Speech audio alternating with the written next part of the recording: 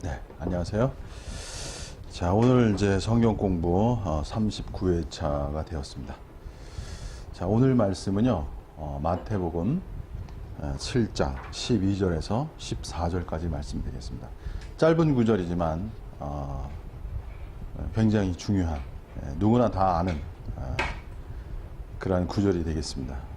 그래서 12절 보시면요, 이제 황금줄이라고 그러죠. 골든 룰이라고 그래가지고, 그러므로 무엇이든지 남에게 대접을 받고자 하는 대로 너희도 남을 대접하라. 이것이 율법이요 선지자니라. 그리고 13절 역시 아주 유명한 구절이죠. 좁은 문으로 들어가라. 멸망으로 인도하는 문은 크고 그 길이 넓어 그리로 들어가는 자가 많고. 14절 생명으로 인도하는 문은 좁고 길이 협착하여 찾는 이가 적음이니라. 자, 오늘 이제 12절에서는요, 아까 제가 말씀드린 대로 황금률, 인간이 지켜야 될 아주 중요한 이제 구절이 되는 것이죠. 그래서 이제 우리가 지난번에 배운 대로 먼저 너희는 하나님의 나라와 하나님의 의를 구하라. 그러면 이 모든 것을 더하시리라. 이 구절이 있었잖아요. 이 구절. 그리고 오늘 지금 12절. 무엇인지 남에게 대접을 받고자 한다로 너희도 남을 대접하라. 그래서 소위 기독교에서 일의 강령이라고 그래요. 그래서 굉장히 중요한, 지켜야 할 그러한 구절로 보는 거죠. 그래서 이제 하나님의 나라와 의를 구하라. 이거는 일종의 하나님과의 관계성이죠. 하나님과의 관계성. 그래서 이제 수직적이라고 그래요. 수직성. 근데 이제 두 번째 이제 오늘 하는 거는 대접하는 문제는 사람들과의 관계성이 타인과의 관계성. 그래서 이제 수평적이다. 뭐야 이렇게 말하죠. 그래서 성경에 보면요, 하나님은 두 가지 관점이 중요해요. 그건 뭐냐면 사람이 하나님과에 대한 관계성. 그래서 가장 큰 계명이 무엇입니까? 이렇게 물었을 때 예수님께서 하나님을 마음을 다하여, 목숨을 다하여, 뜻을 다하여, 힘을 다하여 주 너희 하나님을 사랑하라. 이것이 첫째 되는 계명이잖아요. 그 다음에 주님 말씀하신 게 뭐냐면 내 이웃을 내 몸과 같이 사랑하라. 이렇게 두 번째 말씀하시죠. 그래서 그 두 구절이 묶여서 가장 크고 큰 계명, 가장 큰 중요한 계명이 되는 거예요. 그래서 우리는 항상 이제 두 가지 면이 중요하죠. 뭐냐면 하나님과의 관계성. 그 다음에 사탄과의 사탄이래. 지금 사탄 얘기하려고 제가 지금 사탄 얘기하려니까 먼저 나와버렸네. 사람과의 관계성, 수평. 이 두 가지가 굉장히 중요한 것이에요. 그래서 항상, 왜냐하면 우리가 수직적으로 하나님과의 관계성이 옳아야 되고, 수평적으로는 사람의 관계성이 온전해야 돼요. 우린 두 가지가 다 중요한 거예요. 성경에 보면은 이제 이런 말이 있습니다. 요한일서 4장 20절에 보시면요. 누구든지 하나님을 사랑하노라 하고 그 형제를 미워하면 이는 거짓말을 하는 자니 보는 바 그 형제를 사랑치 아니하는 자가 보이지 못하는 바 하나님을 사랑할 수 없느니라. 그거는 제가 안 써놨어요. 요한일서 4장 20절 거에 한번 써보시고. 그래서 하나님을 사랑하는 것과 사람을 사랑하는 것은 관계가 있다는 거예요. 하나님을 사랑한다 하고 사람을 사랑하지 않는다, 그건 거짓말하는 거예요. 하나님을 사랑하노라 하고 그 형제를 미워하면 이는 거짓말하는 자요. 이렇게 말했잖아요. 보는 바 그 형제를 사랑치 아니하는 자가 보이지 못하는 바 하나님을 사랑할 수 없느니라. 그래서 기본적으로 이 사랑이라는 개념은 하나님과의 관계성에서 하나님을 사랑할 때, 사실은 우리가 하나님을 사랑한다는 거는 역으로 하나님이 먼저 우리를 사랑하신 거예요. 그 사랑에 반향을 하는 것이지, 원래. 하나님 우리를 택하시고 우리를 사랑하신 거예요. 그 사랑에 우리가 반향하는 거예요. 그래서 하나님을 진정으로 사랑하는 사람들은요, 하나님의 창조물인 사람, 하나님의 형상과 모양을 가진 사람을 사랑하게 돼 있어요. 왜? 사람 속에 하나님의 형상과 하나님의 모양이 있기 때문에. 존중되는 거예요, 인간은. 그 자체가. 그 누구도 하나님의 형상과 모양이기 때문에 그 자체가 존중받을 수밖에 없는 존재예요, 원래가. 그걸 느낄 수 있는 거야, 그리스도인들은. 그 속에서부터. 그래서 제가 하나님과의 관계성이 올바를 때, 사람을 대할 때 그 누구나 정말 귀하게 여기게 되더라고. 귀하게 여기게 돼요. 오늘 뭐예요? 말씀대로 대접을 받고자 하는 대로 너희도 남을 대접하라, 이렇게 말씀했잖아요. 그죠? 이게 사람에 대한 그 존중감이 그 속에 있어요. 이 그리스도인이 가진 하나의 특징이에요. 누구나 존중하게 돼 있어요. 부귀, 귀천을, 부자건 가난하건 그 사람이 지위가 있던 없던 간에 그 존재만으로도 귀하게 여길 수 있어요. 하나님을 아는 사람들. 그래서 우리는 이제 하나님에 대한 사랑이 있는 자는 이웃에 대한 사랑이 있는 거야.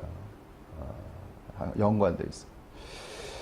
자, 그리고 이제 오늘 특별히 남에게 대접을 받고자 하는 대로 너희도 남을 대접하라고 그랬잖아요. 이 말씀에서는요, 이와 비슷한 말을 한 사람들이 좀 덜어 있어요. 그래서 2페이지 보시면 이제 힐렐이라는 랍비가 뭐라고 그랬냐면, 당신에게 해로운 것은 다른 누구에게도 행하지 말라. 이것이 전 율법이며 다른 모든 것은 부수적인 것이다. 가서 그것을 배우라. 해로운 것은 남에게 행하지 말라는 얘기죠. 그 다음에 토비아스라는 사람은 네가 미워하는 것은 남에게도 하지 말라, 이렇게 말했고, 에픽테레스라는 사람은 네가 원치 않는 고난을 다른 사람에게 주지 마라, 이렇게 비슷비슷하죠. 필로라는 사람은 필러라는 사람이에요. 바울에게 영향을 준 사람이라고 우리가 알죠. 굉장히 중요한 사람인데 일반적으로 다른 사람들은 바울은 알지만 필로는 잘 몰라요, 사람들이. 네가 원치 않는 것은 그에게 행하지 말라, 이렇게 말했고, 세네카라는 사람은 우리가 부여받기를 원하는 동일한 방식으로 다른 사람에게 관대함을 보이라. 공자도 사람들이 당신에게 하기를 원치 않는 것을 다른 이들에게 하지 마십시오, 이렇게 말했습니다. 세네카가 좀 다른데요, 다 비슷한 말인데 특징적인 게 뭐냐면, 여기에 언급된 사람들은 타인과의 관계에서 부정적 측면을 주로 얘기해요. 하기 싫은 것, 뭐 원하지 않는 것, 이런 거 부정적 측면에서 말하잖아요. 그죠? 부정적 측면에서 말합니다.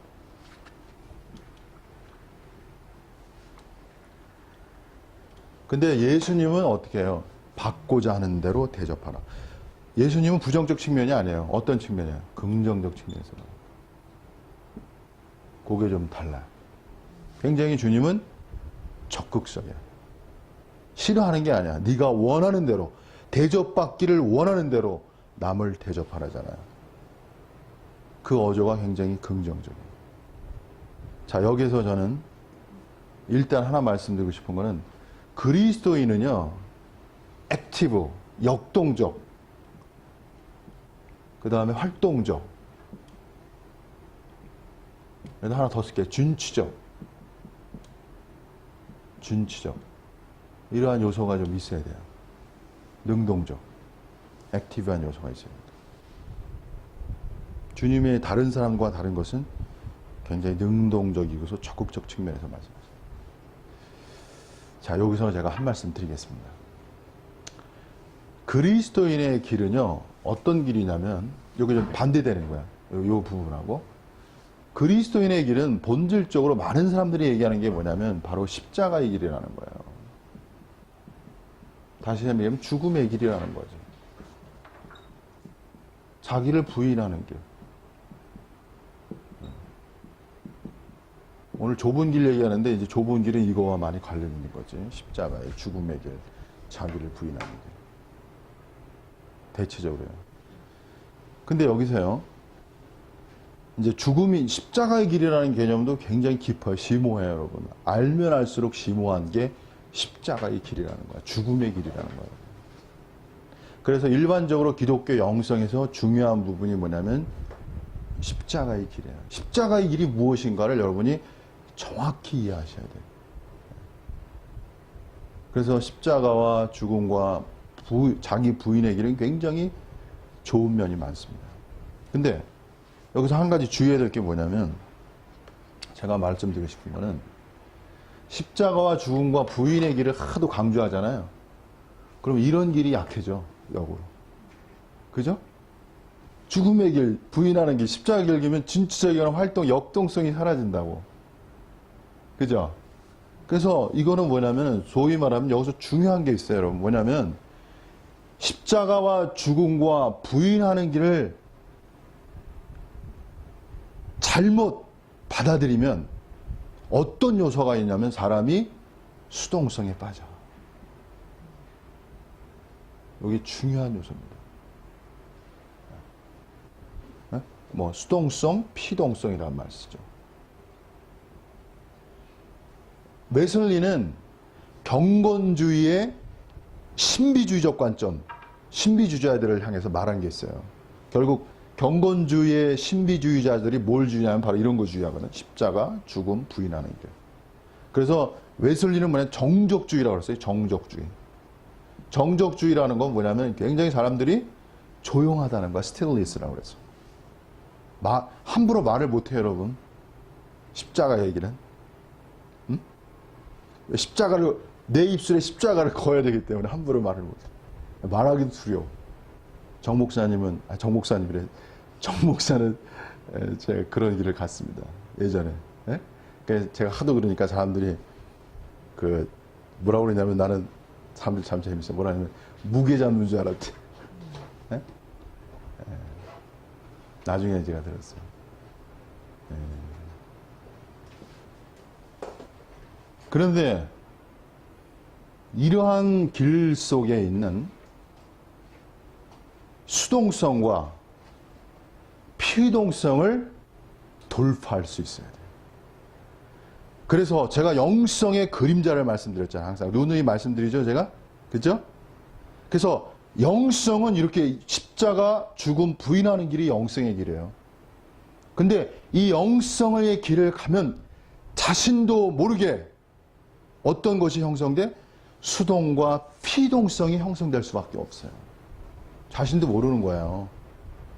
근데 수동과 피동성이 형성되면요, 거기에 누가 노리고 있어?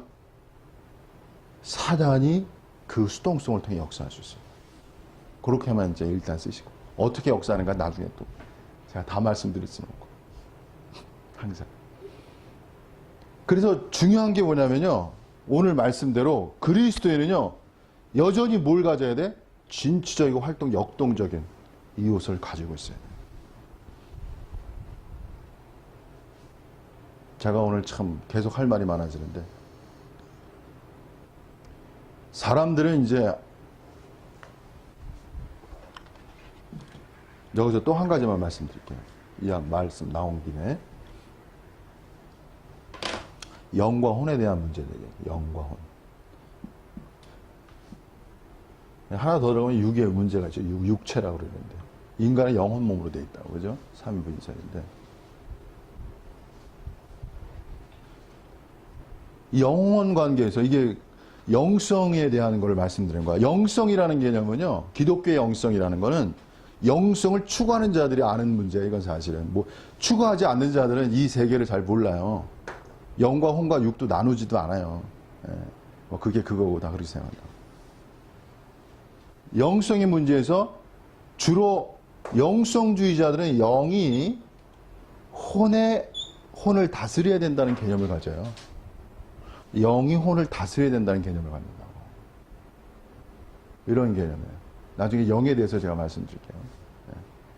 근데 한면에 나의 혼이 영을 다스려야 하는 면도 있어. 이 두 면을 잘 이해하셔야 돼요. 저는 예전에 영이 혼만을 다스린다는 것만 진짜 강조했어요. 영이 혼을 다스려야 된다는 것만 강조했다고. 근데 그 면도 있지만 역의 면이 있어. 그게 뭐야? 혼이 영을 보조한다고 그러는데 영을 도와야 돼. 이 양면성이라는 게 있어요. 영성의 세계라는 건요, 굉장히 예리한 길이에요, 여러분. 왜? 누가 있기 때문에 예리해져야 돼? 사단이 있기 때문에 그래, 아까. 제가 아까 하나님, 사람 두 가지 관계 얘기했지만, 미래신학적 관점에서 주의해야 될 것은 하나님과 사람을 주의해야 되지만, 또 누구를 주의해야 돼요? 사단을 주의하셔야 돼요. 사단은 사람이 하나님의 관계성을 깨트리고요. 사람과 사람의 관계성을 깨트리는 게 사단이에요. 그렇기 때문에 역으로 사단을 돌파해 나가야 하나님의 관계성이 좋아지고 사람들의 관계성이 좋아지는 거예요. 영성의 문제도 마찬가지예요, 여러분. 진정으로 영성의 길을 가면 그 영성 속에서 사단은 그림자를 만들어요, 여러분. 반드시 만듭니다. 대적자인데 대적하는 일을 안 하면 그게 임무가 없는 거 아니야. 그의 임무가, 사단이 하는 일이 그 일인데. 근데 영성의 이름으로 나와요. 영성의 이름으로. 좋은 이름으로. 빛의 이름으로. 거룩의 이름으로. 이렇게 나타나요. 또 이 사단이. 만만하지 않다. 그래서 이 두 면을 다 알아야 돼요. 저는 예전에 그리고 영이라는 문제도요. 이런 문제도 있어요. 오늘 참 제가 얘기했는데 성령의 문제도요. 양면성이 있어요, 여러분. 오늘 요거 한 가지 말씀드리고 오늘 이 유튜브를 듣는 분들 가운데 정말 영성을 추구하는 분들이 저는 도움을 받았으면 좋겠어요. 진실로. 성령에 관해서는요. 주로 뭐가 있냐면 내주하는 영이 있어요. 그 다음에 경륜의 영이 있다고 그래요. 잘 들으셔. 좀 잘 주의해서 들으셔야 돼요. 내주한다는 거 우리 안에 거한다는 얘기고 경륜의 영이는 이게 다시 말하면 부어지는 영이라는 거예요. 부어지는 영.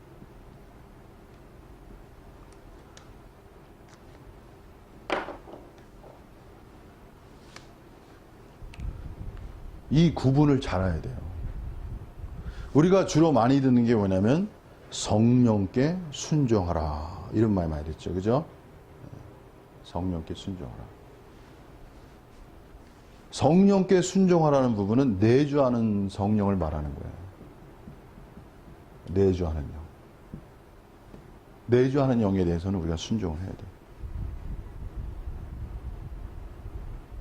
근데 여기서 중요한 건 뭐냐?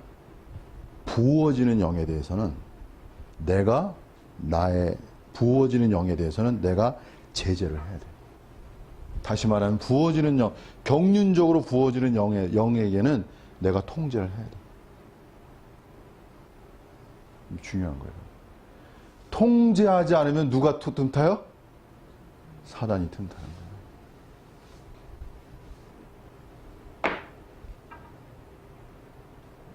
그러니까 영적인 길을요, 정말 가는 사람들은 실패가 많아요. 실패가 많아요. 실패한다는 건 그 사람이 진짜 간다는 얘기야. 역으로 얘기해서. 그리고 제스펜 루이스라는 사람이 있는데, 영적 세계는 체험해 보지 않으면 실제를 알 수 없다고 그랬다고.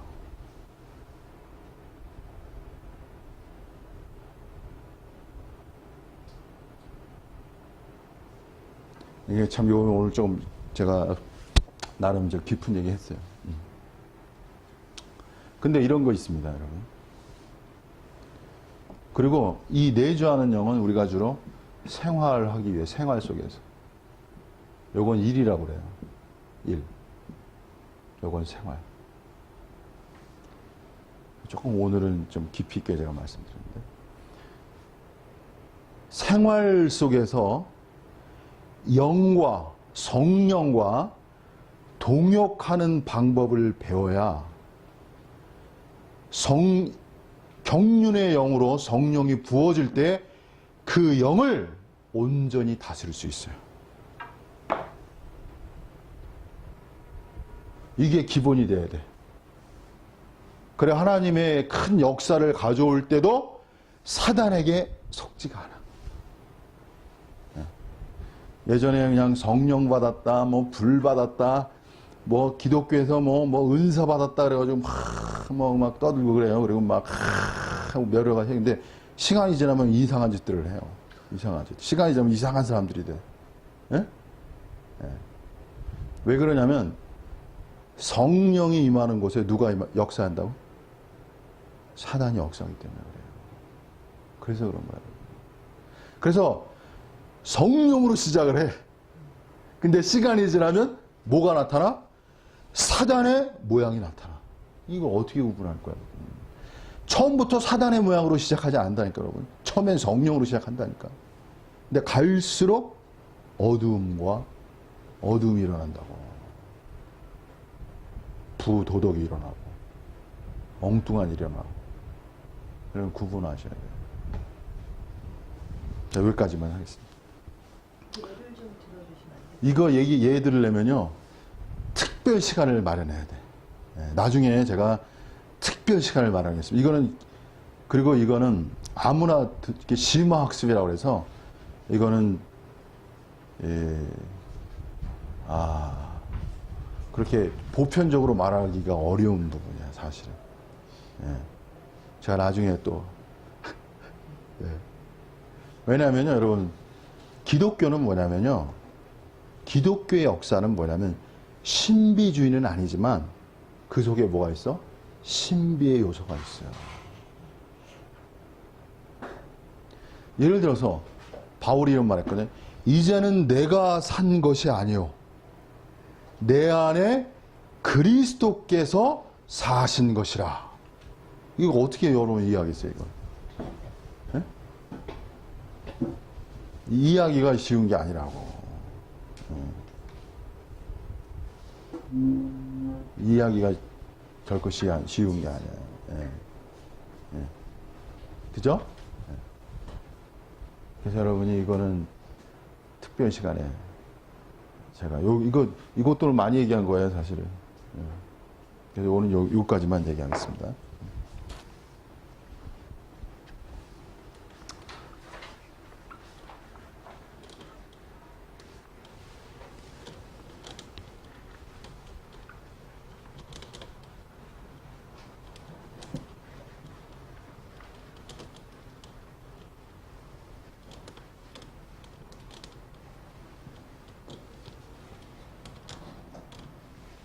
자, 그 다음에 넘어가겠습니다.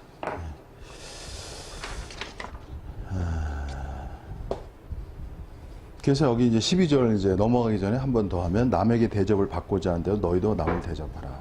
이것이 율법이요 선지자. 율법이요 선지자라는 개념은 구약의 모든 말씀이라는 뜻이에요. 그러니까 구약을 한마디로 정의한다면 이제 대접을 받고자 하는데도 남을 대접하라 이런 뜻이죠. 그래서 이거는 뭐냐면은 인간은요, 주님이 이렇게 말씀하셨잖아요. 내 이웃을 내 몸과 같이 사랑하라 이렇게 말씀하셨잖아요. 굉장히 이게 비슷해요. 내 몸과 같이. 내가 내 이웃을 내 몸과 같이 살아. 이런 어투나 네가 대접을 받고자 하는 대로, 받고자 하는 것처럼 이렇게 해석할 수 있죠. 그죠? 대접하라. 아주 굉장히 비슷해. 그래서 그냥 대접하라가 아니고 네가 대접을 받고자 하는 대로 대접하라고 말했기 때문에 굉장히 실체적이에요. 실체적이라고. 모호하지가 않다고. 대접하는 부분에서 굉장히 실체적으로 말씀하신 거예요.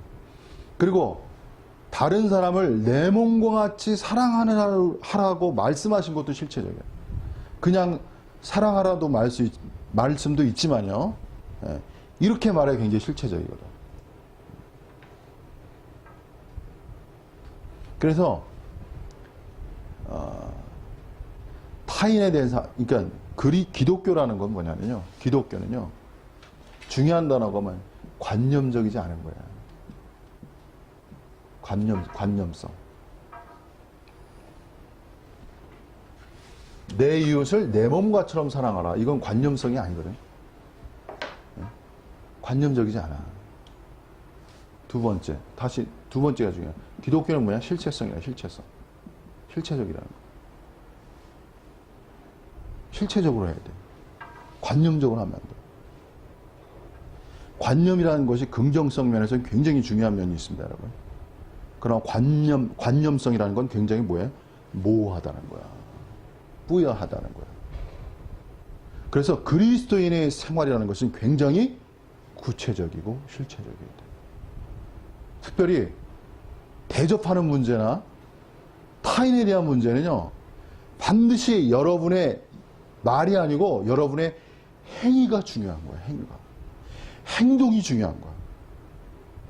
그래서 진정으로 타인을 사랑하려면요, 여러분의 몸을 다스리는 사람이 돼야 돼.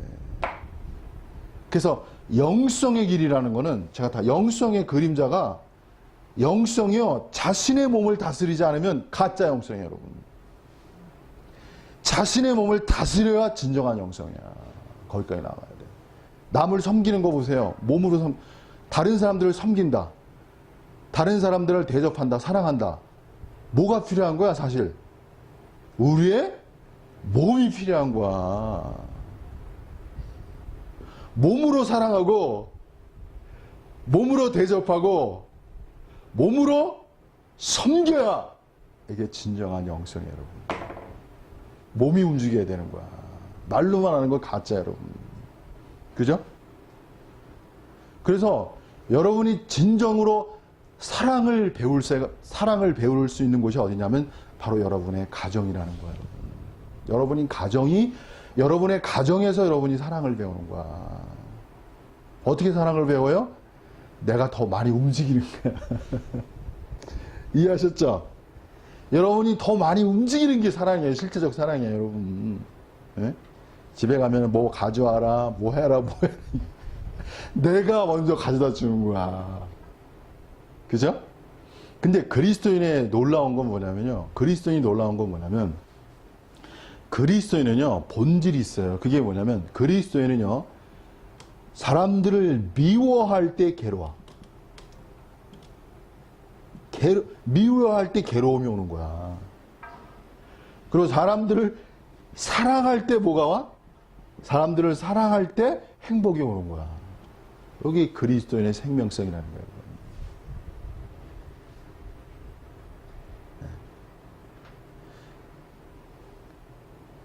인간은 본질적으로요, 자신의 몸을 사랑해요. 엄청 사랑해요. 그죠? 자신의 몸을 사랑하는 건 누구나 다 할 수 있어. 그죠? 근데 자신의 몸을 사랑하는 것처럼 타인을 사랑하려면 뭐가 필요해? 써보세요. 능력이 필요한 거예요. 능력이 필요하다고. 저는 그걸 뭐라고 말씀드리고 싶냐면, 그것을 바로 성령의 능력이라고 말하고 싶은 거야. 성령의 능력은요, 내 몸처럼, 내 몸을 사랑하는 것처럼 이웃을 사랑하는 거야. 실체적으로. 어디까지? 당신의 몸을 들여서, 사용해서. 이게 실체적 영성이에요. 그래서 몸을 다스리지 않는 영성은 관념적 영성이라고요, 여러분. 이런 수 있어요, 여러분. 뭐 그냥 영이라는 세계가 워낙 놀랍고 신뢰하고 차원 높아서 이루 말할 수 없어. 근데 몸이 안 움직여. 예? 그건 다 관념의 영성이에요. 머리에만 있는 영성이라고. 가짜 영성이라고. 그래서 여러분이 움직이는 여러분이 되셔야 돼요. 그래서 정 목사는 어떻게 하겠어요? 예? 저희 집 가면 제가 깨끗하겠어요? 안 깨끗하겠어요? 저는 깨끗해요. 이게 또 제 자랑한 점은. 매일 청소하니까. 매일 닦고. 왜 닦습니까? 가족을 위해서. 가족을 위해, 청소를 위해서 청소하는 게 아니고 가족을 위해서. 내가 안 닦으면 누가 닦어? 내가 안 닦으면 누가 닦습니까? 가족이, 아내가 닦는 거예요. 아내가 움직이는 거예요. 가끔 또 뭘, 가끔이 아니라 또 필요하면 또 설거지도 해야 되는 거야. 내가 안 하면 누가 합니까? 그렇죠. 예? 쓰레기도 치우는 것도 내가 안 하면 누가 해요? 이렇게. 그런 사랑을 배워야. 그러니까 사랑이라는 거는 어떻게 보면요. 큰 데 있는 것이 아니고 아주 작은 데 있을 수 있어요. 근데 중요한 건 매일매일이 그러해야 되는 거야. 이게 중요한 거예요. 그래서 영성의 관념적 영성이 아니라 실체적 영성이라는 것은 매일매일 생활이 그래야 돼. 이게 중요한 거예요. 매일매일. 오늘 이거에 대해서 제가 진짜 할 말이 많아요. 자, 일단은 여기까지 하겠습니다. 자, 그 다음에 13절 넘어가겠습니다. 좁은 문으로 들어가라. 멸망으로 인도하는 문은 크고 그 길이 넓어 그리로 들어가는 자가 많고 생명으로 인도하는 문은 좁고 길이 협착하여 찾는 이가 적습니다. 자, 여기에서 우리는 좁은 문이라는 걸 알 수 있어요.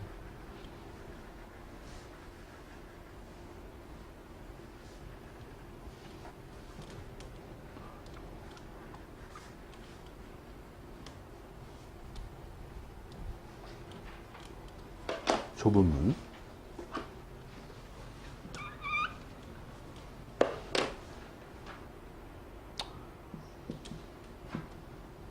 좁은 문, 그 다음에 나중에는 주님이 문과 길을 말씀하셔요. 좁은 문이 있고 길이 있다. 두 가지를 말씀하셔요.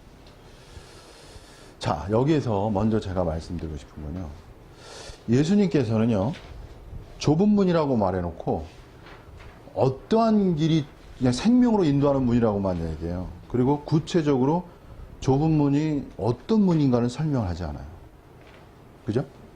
그리고 그 앞전 구절에도 구하라, 찾으라, 문을 두드려라 이렇게 말씀하시는데 무엇을 구할지를 말하지 않아요. 무엇을 찾을지도 말하지 않아요. 그래서 성경의 말씀은요,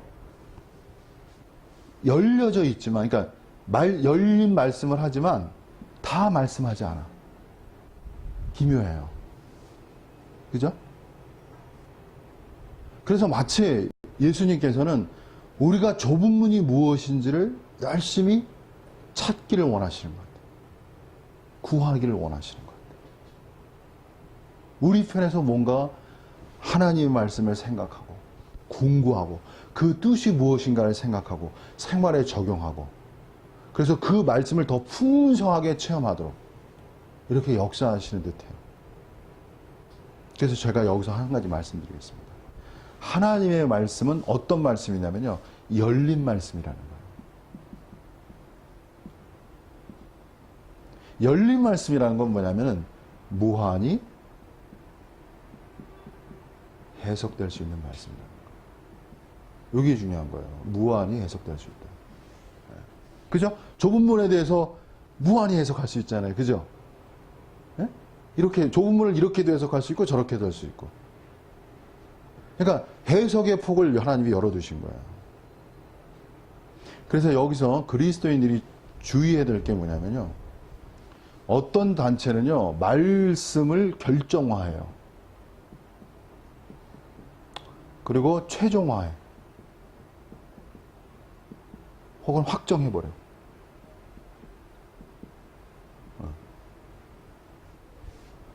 하나님의 말씀을 이해하기 쉽게 전체적으로 어떤가를 보여주기 위해서, 아웃라인을 보여주기 위해서 어떤 관점에서 이렇게 결정하고 최종화하고 확정할 수 있는 요소는 있어요.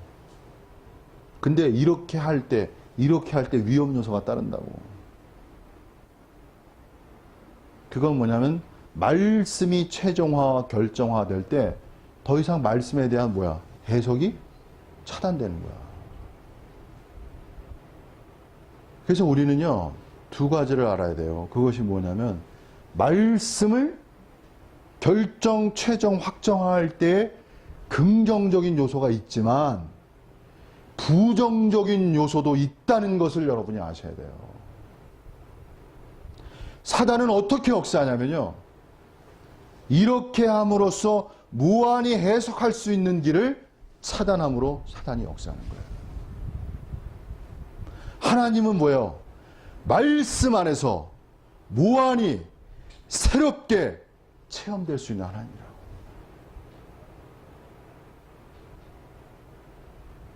여러분 이걸 기억하셔야 돼요. 그러죠? 그래서 이거를 제가 먼저 말씀드리고 싶어.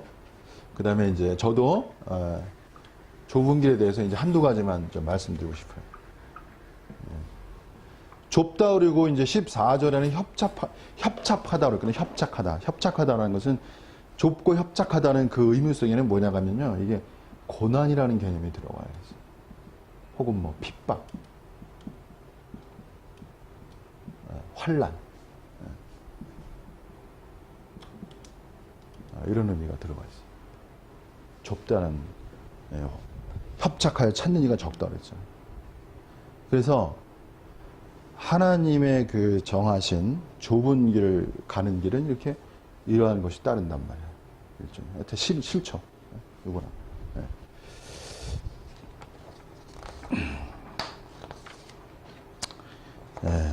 그래서 이제 로마서 8장 17절 18절에 보시면 자녀이면 또는 후사하고 하나님의 후사요 그리스도요 4페이지에 있어요. 그리스도와 함께 후사니 우리가 그와 함께 영광을 받기 위하여 4페이지 영광을 받기 위하여 고난도 함께 받아야 될 것이니라. 영광이 있지만 그래서 여러분 영광과 고난은 상관관계 있어요. 그게 무슨 말이냐면요. 이게 고난도 아무 고난이냐 받으면 또 안 돼요. 사단이 주는 고난도 있어. 구별해야 돼. 근데 진정으로 하나님이 허락한 고난은요. 그 고난만큼 영광도 큰 거야. 하나님은 고난만 주시는 게 아니에요. 그 고난 속에서 뭘 주셔? 영광을 주셔요. 그래서 갈 수 있는 거야. 상관관계, 비례 관계가 있어요. 그리스도니까 두려워할 필요가 없어. 길이 갈수록 좁다는 것은 더 하나님과의 관계성이 깊어질 수 있는 거예요. 제 말 이해하셨어요? 제가 예전에 재미난 얘기인데 이 차가 있을 때는 아내하고 이제 교회를 가는데 쓸데없이 싸워. 쓸데없이 서로. 근데 제가 차가 없었어요 한동안. 그리고 오토바이 타고 왔다고. 오토바이 타고 가는데 추운 겨울날 오토바이 타고 간단 말이에요. 그러면 이제 어때요? 뒤에 있는 사람은 앞에 사람 걱정하고 앞에 있는 사람은 서로 걱정해 주는 거야. 오히려 오토바이 타고 가면서 서로 걱정하는 게 더 아름다운 거야. 육선이 가득하고 육선이라는 게 먹을 게 많다는 뜻인데 다투는 것보다 떡 한 조각만 있고 화목한 것이 더 낫다고 그랬어요. 잠언서에. 이렇게 오히려 사람들이 고난을 통해서요. 환난을 통해서 사람이 더 깊어져요. 주님이 말씀하신 애통하는 자가 복이 있다고 그랬잖아요. 그 애통이라는 개념이 뭐냐면 사람을 성숙시키는 거예요. 사람은 애통 속에서 철들어. 그리고 애통 속에서 하나님의 깊은 것을 더 이해할 수 있어. 즐거움 속에서는 사람은 어린애가 될 수 있어. 그래서 잠언서에는 잔치집보다는 초상집에 가라. 그 사람을 더 지혜롭게 한단 말입니다.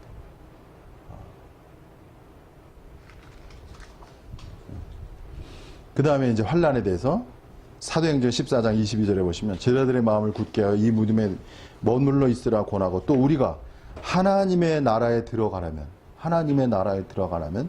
많은 환란을 겪어야 할 것이니라 하고 4페이지.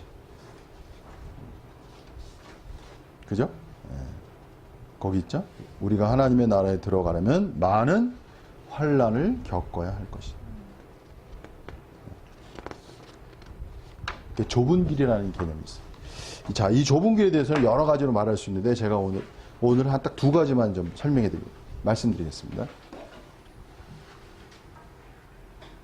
좁은 길이 뭔지는 잘 모르겠죠. 그죠? 이렇게 이것도 다 어떤 좁고 뭐 고난이 있고 뭐 다 그런데 자, 다시 좁은 길을 가려면요.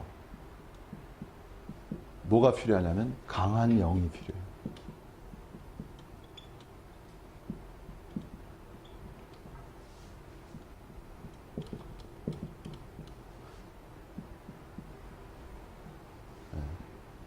강한 영.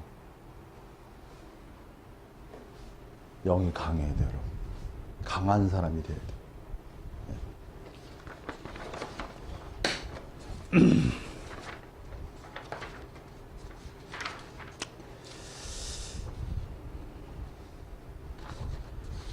누가복음 1장 80절이에요. 이건 제가 안 써놓은 건데 그냥 누가복음 1장 80절 써놓고 아이가 자라며 심령이 강하여지며 이런 말이 있어요. 이게 세례 요한에 두고 한 말이에요. 영어로 보면요, the child grew 자랐다는 것이고 and became 과거 형태죠. became strong in spirit. 다시 말하면 영 안에서 became strong이니까 강해졌다는 얘기예요. 그리고 잠언서 18장 14절의 말씀이 있는데요. 잠언서 18장 14절에 이런 말씀이 있습니다. 사람의 심령은 그 병을 능히 이기려니와 심령이 상하면 그것을 누가 일으키겠느냐. 그래서 심령이라는 게 스피릿이거든요. 그래서 a man's spirit sustains him in sickness.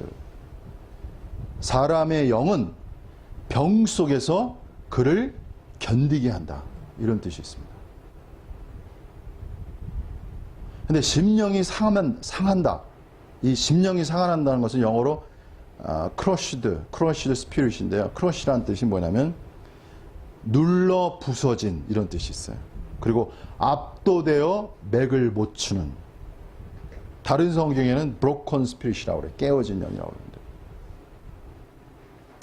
그래서 사람의 영이라 이제 여러분 요게 사람에게는요 스피릿 영도 있고요. 그 다음에 soul 혼도 있고 그 다음에 body 몸이 있어요.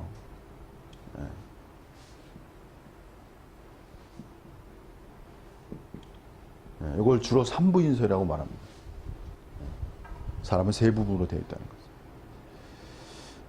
이거를 뭐 구체적으로 설명하려면 시간이 많이 걸리기 때문에 간단하게만 해요. 자, 아까 제가 영은 아까 혼에 영향을 준다고 그랬잖아요. 그죠? 그 혼도 영의 영을 준다. 제가 그렇게 말씀드렸는데 이 영이 강해야 소위 말하면 강한 영을 가지고 있어야 보세요. 소울과 바디를 다스릴 수 있어요. 고난이 올 때 어려운 건 뭐냐면 여러분의 감정이 어려워지는 거예요. 그죠? 여러분의 감정, 주로 감정이 어려운 거야. 괴롭단 말이야. 힘들단 말이야. 견딜 수 없단 말이야.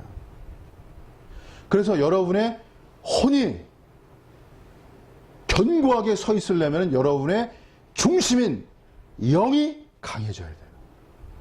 제 말 이해하시죠? 네. 근데 영이 여기 아까 말한 대로 상한다 그럴 때 눌러 부서진 혹은 압도되어 맥을 못 쳐버려. 영이 힘을 못 발휘해. 그러면 혼은 그 자체가 뭐야? 혼의 감정은 요동치는 거야, 여러분. 더 견딜 수 없는 거야. endure, 견딜 수 없는 거야.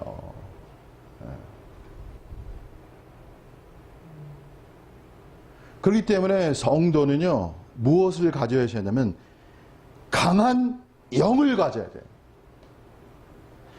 강한 영을 갖기 위해서는요, 사단을 인지하고 파괴할 수 있어야 돼요. 여기까지만 제가 또 설명해 드리겠습니다.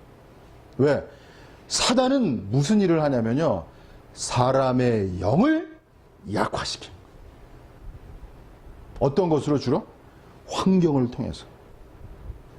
고난이지, 그야말로. 환경이 뭐, 견딜 수 없는, 그 다음에 뭐, 물질적인 문제야. 그래서 우리가 6장에 염려하지 말라 그 얘기했잖아요. 그죠? 물질의 문제, 건강, 특히 건강의 문제에 한번 맞으면 뭐 정신이 없는 거야. 아무리 영성이 뛰어나도 그 사람이 한번 건강을 환경으로 건강이 탁 때리잖아요. 그러면 이제 그 사람의 진정한 영의 깊이가 나오는 거예요. 그 사람이 진정한 영성의 사람인지 아닌지는 병이 들어보면 알아요, 여러분. 이거 이렇게 말하면 좀 저기 하지만. 아까 병을 이긴다고 그랬잖아요. 그죠? 그죠? 사람의 심령 그 병을 능히 이기려니와. 그래서 여러분이 말씀을 듣는 건 뭐냐면 여러분의 영을 강화시키기 위한 거야. 말씀이 내가 너에게 이른 말이 영이요 생명이라 이러잖아요. 왜? 말씀 속에 뭐가 있어? 영의 요소가 있단 말이야. 그 영에 생명을 불어넣는 거야, 여러분. 그래서 말씀을 들을 때 영이 강화되는 거야. 그 차이가 있는 거야, 여러분. 그 기묘한 거야, 인간이. 그래서 인간은 영이 강화되어야 힘있게 나아갈 수 있어요. 그리고 디모데서에 보면 뭐냐, 디모데후서 1장 7절에 보면 하나님이 우리에게 주신 것은 두려워하는 마음이 아니라고 그랬다고. 이 두렵다는 뜻이 영어로 timidity라는데 겁난다는 뜻이에요. 겁이 있는. 예? 그게 the spirit of timidity라는 뜻이거든. 겁이 있는 영이라는 뜻이에요. 두려워하는 영이에요. 그래서 영이 약하면요, 어떻게 보면 사람 만나기도 힘든 거야. 일하기도 힘들고. 예? 능동적으로 일하기가 어려워. 근데 영이 강하면 많은 일을 할 수 있어요. 영이 강하기 때문에. 그래서 여러분이 뭘 주의하셨냐면 강한 영을 주의하셔야 돼요. 영이 강하려면요, 사단을 파괴할 수 있는, 사단을 감지하고 느낄 수 있어야 돼요. 여기까지만 제가 말씀드리겠습니다. 왜냐하면 사단이 영을 공격하기 때문에 그런 거야. 영끼리의 싸움이란 말이 있잖아요. 그죠, 여러분? 사단이 영을 공격하는 거예요. 뭐를 통해서 영을 공격해? 사람의 혼을 통해서 공격해요. 자, 여기까지만 하겠습니다. 자, 그 다음에는요, 또 한 가지. 그래서 영이 강화돼야 된다. 그래야 좁은 길을 갈 수 있다. 또 하나는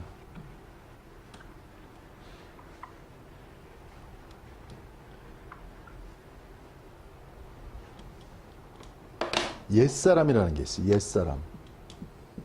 옛사람을 처리해야 돼요. 두 가지만, 오늘은 제가 두 가지만 제가 말씀드리겠습니다. 옛사람이 처리돼요. 왜냐하면 옛사람이 처리되지 않으면 죄가 자꾸 들어와요. 그러다 보면 영이 약해져. 죄를 자꾸 짓게 되면 영이 약해진다고 여러분. 그렇게 되어 있어요.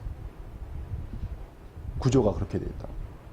그래서 그리스도인들이 좋은 건 뭐냐면 죄가 없어지는 거지. 그래서 영이 강화되는 거야. 영이 강화될 때요, 한번 써보세요. 강한 영이 있어야 통제할 수 있는 영이 되는 거예요. 셀프 컨트롤이라는 거야. 자기를 통제할 수 있어. 오늘날 이 시대의 문제는 절제가 안 되는 거지. 학생들에게 중요한 게 뭐예요? 셀프 컨트롤이에요. 학생들이 강한 영을 갖도록 해야 돼요. 강한 영을 가지려면 말씀을 가르쳐야 돼. 그 말씀에 서야 돼요. 사단을 공격하는 무기는 말씀에 있기 때문에 그래요. 성령의 검, 말씀의 검을 가지라고 그랬잖아요. 사도 바울. 그죠? 자, 그 다음에는 옛사람에 대해서 좀만 말씀드리겠습니다. 자, 3페이지에 보시면요. 우리가 알거니와 우리 옛사람이 예수와 함께 십자가에 못 박힌 것은 죄의 몸이 멸하여 다시는 우리가 죄에게 종노릇하지 아니하렵니다. 그 옛사람이 동그라미 치시고, 여기서 중요한 거는 옛사람이 십자가에 이미 못 박혔다는 거예요. 그래서 영어로 보시면 You know that our old self was crucified with him 그랬잖아요. was crucified 수동태로. 그죠? 과거 형태로 썼잖아요. 그죠? 옛사람이 이미 십자가에 그리스도와 함께 십자가에 못 박힌 거예요. 그 다음에 그 다음 구절 보세요. 너희가 거짓말을 말라. 옛사람과 그 행위를 벗어버리고 새 사람을 입었으니. 밑줄 읽어보세요. 그러니까 옛사람을 뭐라고 그래요? 여기서는 벗어버렸다고 그래요. 옛사람과 그 행위를 벗어버리고 새 사람을 입었다고 과거 형태를 쓰고 있습니다. 그래서 영어로 보시면 Do not lie to each other since you have taken off. taken off, 벗다는 뜻이죠. have taken, 현재 완료형법이에요. old self. 너희 옛사람을 벗어버렸다. 이미 벗어버렸다는 얘기예요. 그리고 마지막 구절이 중요해요. 에베소서 4장 22절. 너희는 육체의 욕심을 따라 썩어져가는 구습을 쫓는 옛사람을 벗어버리고. 자, 여기서 이제 우리는 두 가지를 아셔야 돼요. 그게 뭐냐면은, 옛사람이 이미 그리스도와 함께 십자가에 못 박혔다. 그죠? 이거 하나 먼저 말씀했죠? 그리고 두 번째는 이미 버렸다. 과거 시제로 말했죠. 그죠? 앞에 거는 못 박혔다. 두 번째 거는 버렸다. 두 구절. 그죠? 3페이지에 있어요. 그렇게 썼죠? 자, 여기를 보세요. 이제 여러분은 신비주의하고 이제 기독교가 어떻게 다른지 아셔야 돼요. 여기서 중요한 건 옛사람이라는 건 뭐냐면 구습을 쫓는 거야. 여러분 인생에서 참 괴로운 게 뭐냐면 여러분의 구습, 옛 습관이란 말이야. 안 벗겨져. 벗겨집니까?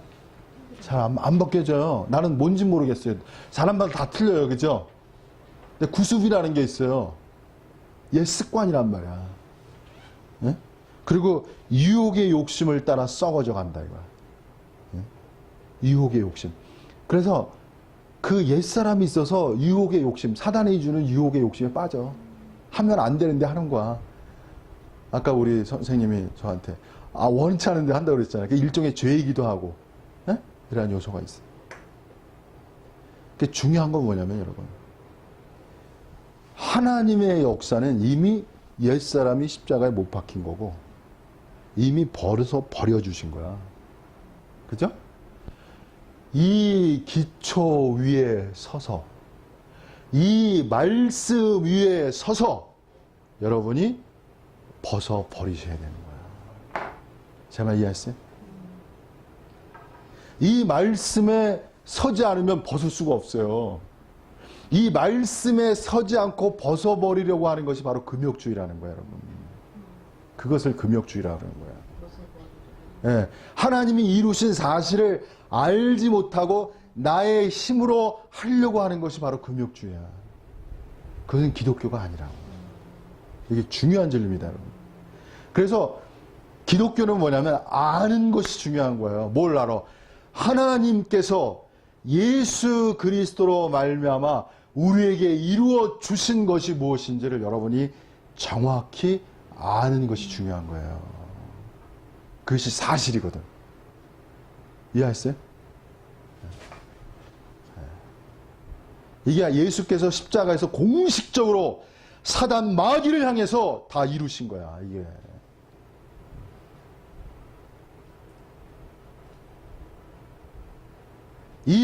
이것의 기초에서 여러분이 하나하나를 벗어버리는 건 또 누가 해야 돼? 내가 해야 한단 말이야. 이해하시세요? 자, 요거 나중에 또 제가 여기까지만 하겠습니다. 제가 나중에 또 설명해 드릴게요. 그래서 그리스도인은 행복해요. 왜? 왜 행복한지 아세요, 여러분? 날마다 구습을 벗어버리기 때문에 행복한 거야. 인간을 괴롭게 하는 거는 썩어져가는 그 구습이 때문에 인간이 괴로운 거예요, 여러분. 이 실제를 맛보는 거야, 그리스도인은요. 그래서 새로운 사람이 되는 거야. 자, 아까 왜 좁은 길을 가느냐면 이유가 있어요. 왜 어떤 사람이 좁은 길을 가냐면 새 창조, 새 사람, 새 존재. 이 길을 가는 사람이 좁은 길을 가는 거예요. 오늘 옛사람을 벗어버리는 사람은 어떤 길을 가는 거야? 새 창조의 길을 가는 거야. 이것이 바로 생명의 길이에요. 나중에 말씀드리겠죠. 그래서 그리스도인의 포커스, 뭐를 주목해야 되냐면 하나님도 주목하셔. 하나님은 뭘 주목하시냐면 하나님의 미래를 주목하셔요, 여러분. 하나님은 하나님의 미래, 그분의 새 창조를 주목하신다고. 그분의 새 창조를 위하여서 이 땅에 성자가 이 땅에 오신 거야. 새 창조를 성취하기 위해서. 실체적으로 성취하는 건 성령이 없어. 여러분이 왜 괴로우셔요? 새 창조가 있기 때문에 괴로운 거야. 새로운 존재가 되기 위해서 괴로운 거야, 여러분이. 그래서 왜 괴롭냐? 새 창조와 새 사랑과 새 존재가 되는데 방해꾼이 있어. 그게 뭐야? 사탄에 뭐가 있어? 저항이라는 게 있어요. 그래서 좁은 길을 가는 사람들은 뭐를 알게 돼? 사단의 저항을 알게 되는 거야. 날마다. 근데 그거를 뚫고 나가는 거예요. 돌파해 나가는 거예요. 근데 그것이 행복이야. 돌파하는 게. 왜? 그리스도인은요. 그리스도인의 임무가 있어요. 미션이 있어요. 그건 뭐냐면 그리스도인의 미션, 사명은 사탄을 파괴하는 전사예요. 워리어. 전사라고. 여러분. 전사가 되어야 뭐야? 전신갑주를 이루어라 그랬잖아요. 사도 바울이. 전사 아니 전사. 전신갑주 이루는 건 전사가 누가 있겠어요. 그죠? 여러분이 인생에 힘 있고 활력이 있으려면 전사가 되셔야 되는 거야. 자, 그 다음에 이제 마지막으로 하나 더 마치겠습니다. 그 다음에 생명으로 인도하는 14절 마지막 생명으로 인도하는 분은 좁고 길이 협착하여 찾는 이가 적음이니라. 마지막.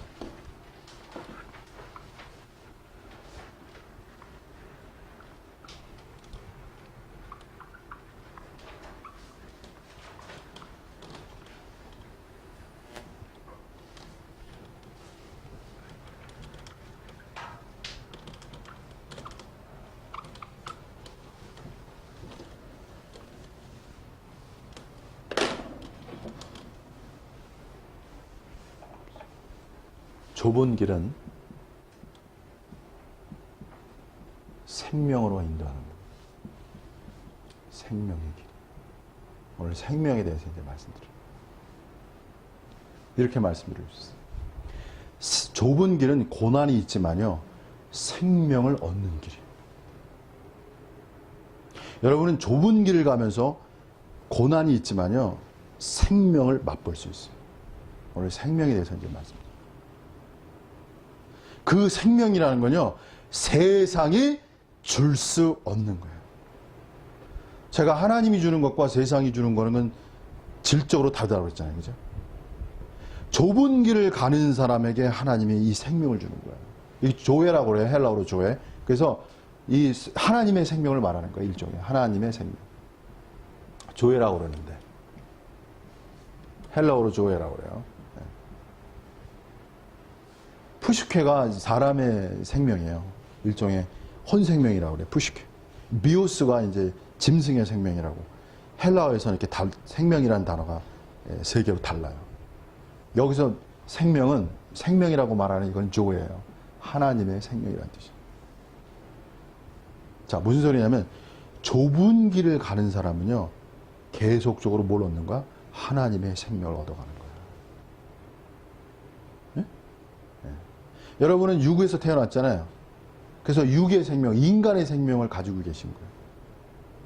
근데 육에서 난 것은 육이고 영에서 난 것은 영이잖아요. 그죠? 우리가 영으로 거듭날 때 무엇을 얻냐면 하나님의 생명을 얻는 거야. 원래 거듭남이 거기서 시작하는 거예요. 근데 좁은 길을 갈 때요. 하나님의 생명을 더 풍성히 얻는 거야. 내가 온 것은 양으로 생명을 얻게 하고 생명을 풍성케 하려 함이라. 이게 요한복음 10장 10절의 말씀입니다. 좁은 길을 갈수록 뭘 얻는다고요? 생명을 풍성하게 얻는 거야. 그럼 생명을 얻는 건 뭐예요 도대체? 생명을 얻는다는 건 뭐야? 이건 다르게 말할게요. 이 말을 쓰셔야 돼. 생명이 삶을 결정하는 거예요. 인간의 생명이 있어야 인간의 삶이 나오는 거예요. 그죠? 동물의 생명이 있으면 동물의 생명만, 동물의 삶이 나오는 거야. 이 땅에 동물의 삶과 인간의 삶이 같지가 않아요, 여러분. 그죠? 비교할 수가 없어요. 동물의 삶과 인간의 삶이 완전 틀리잖아요, 그죠? 예. 그건 생명이 달라서요. 그래서 생명이 높을수록 높은 삶을 살아가는 거예요. 그럼 쉽게 말할게요. 하나님의 생명을 얻으면 어떤 삶을 살 수 있어요? 하나님의 삶을 살 수 있는 거예요. 그래서 인간의 꿈은 뭐냐면 하나님을 닮아간다고 그러죠. 우리가 흔히. 그죠? 하나님을 닮아간다. 그래서 요한일서 3장 2절이 중요한 구절이에요. 뭐라고 썼냐면 장차 예수님이 오실 그날에 뭐라고 그랬냐면 우리는 성도들이죠. 우리가 그와 같을 줄을 아는 것이. 이거 안 써 있어요. 제가 말했죠. 그와 같을 줄을 아는 것이. 요한일서 3장 2절 말씀. 그와 같다는 건 뭐냐면 성자와 같다는 뜻이야. 성자를 닮았다고 얘기할 수 있는 거야. 그래서 여러분, 인간의 삶은요, 새 창조라는 건 뭐냐면,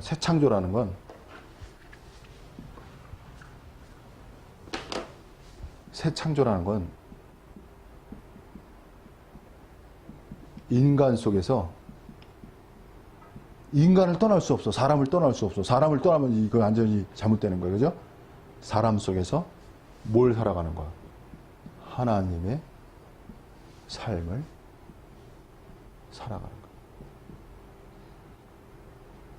거야. 새 창조의 본질. 근데 제가 이렇게 말하죠, 여러분. 하나님의 삶은요, 측량할 수 없는 삶. 그냥 측량할 수 없다고. unsearchable. 상량할 수 없어. 그래서 제가 많이 표현하는 게, 제가 주로 표현하는 게 뭐냐면, 더 바랄 수 없는 삶. 이렇게. 더 이상 바랄 수 없는 삶. 그리고 매일 새로운 삶. 매일매일 새로워서 매일매일 하나님을 새롭게 찬양하는 삶. 하나님의 더 나가면 이렇게 이게 좀 더 나가면 하나님의 경이로움에 감탄하고 경탄하는 삶이 되는 거야. 더 나간다면.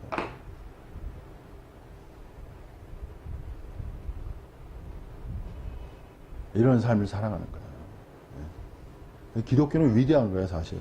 그렇죠? 결국 이게 신비겠네. 이게 진정한 신비죠. 이 신비를 가져오는 거야. 그러니까 신비주의도 말은 맞아. 신과 인간의 합일이라는 말은 틀린 말은 아니야. 근데 어떻게 실체적으로 그 길에 도달할 수 있는 방법론에 있어서는 달라. 기독교는 누가 중요해요? 삼위일체가 중요한 거야. 성부, 성자, 성자를 통해서만 이루어지는 거야. 성자와 성령의 역사에 이를 통해서만 그 세계를 이룰 수 있는 거야. 신비주의는 그게 아니란 말이야. 그러니까 굉장히 또 비슷해요. 그래서 신비주의와 일종의 기독교가 어떻게 다른가를 여러분이 아시고 여러분이 실체적인 그 길을 가셔서 매일매일 실체적으로 하나님과 동행하는 삶. 다시 말하면 하나님 자신의 하나님의 삶. 그러한 삶이 여러분 속에서 나타나셔야 돼요. 그래서 결국은 여러분 속에서 누가 나타나는가? 하나님의 모습이 나타나는 거예요.